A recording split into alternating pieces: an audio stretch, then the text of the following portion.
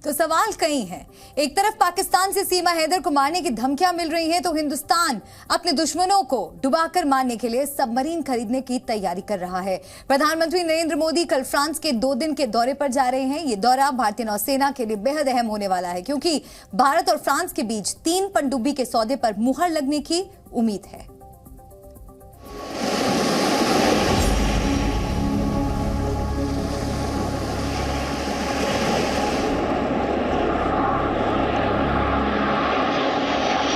प्रधानमंत्री नरेंद्र मोदी के फ्रांस दौरे से देश की समुद्री सीमा पर ताकत में इजाफा होने वाला है।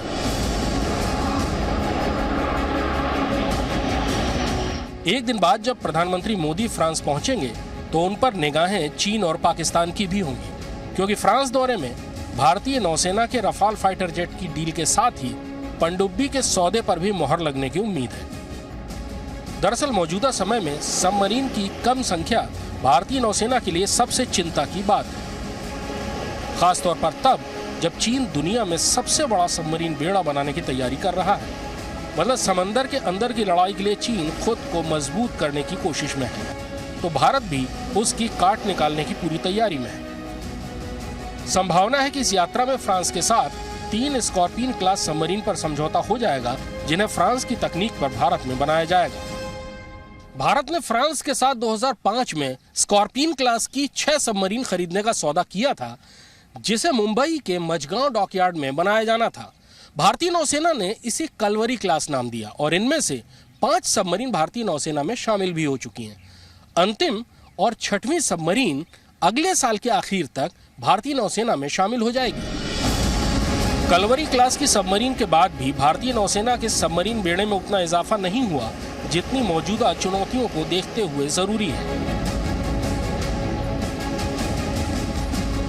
इसलिए नौसेना फ्रांस के साथ 3 अतिरिक्त स्कॉर्पियन क्लास सबमरीन लेने के लिए उत्सुक है।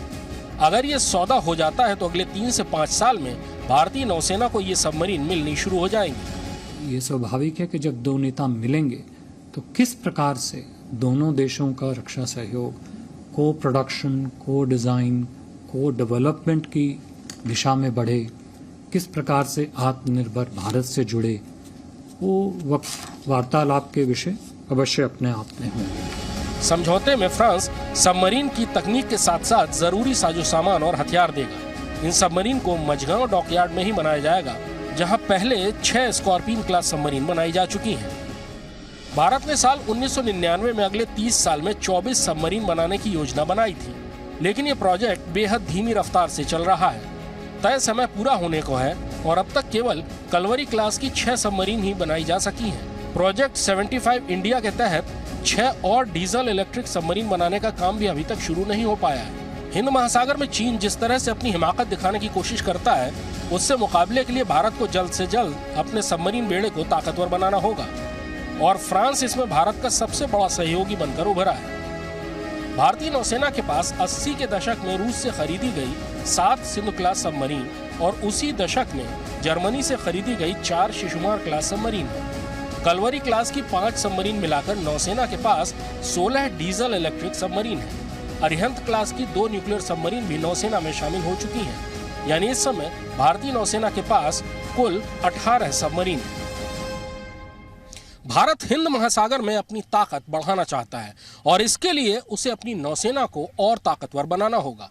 लेकिन हिंद महासागर का एक और मजबूत दावेदार चीन दुनिया का सबसे बड़ा सबमरीन बेड़ा बनाने की तैयारी में है। माना जाता है कि चीन के पास इस समय 56 सबमरीन है, जिनमें से 6 न्यूक्लियर है। और चीन जिस रफ्तार से अपनी सबमरीन बना रहा है, उससे संभावना है कि इसी दशक तक चीन के पास 65 से 70 सबमरीन होंगी। यानी अगर भारत को हिंद महासागर में अपनी दावेदारी बनाए रखनी है तो उसे बड़ी तादाद में और आधुनिक सबमरीन्स की जरूरत होगी। कृष्ण मोहन मिश्रा, जी मीडिया, दिल्ली। जी न्यूज़।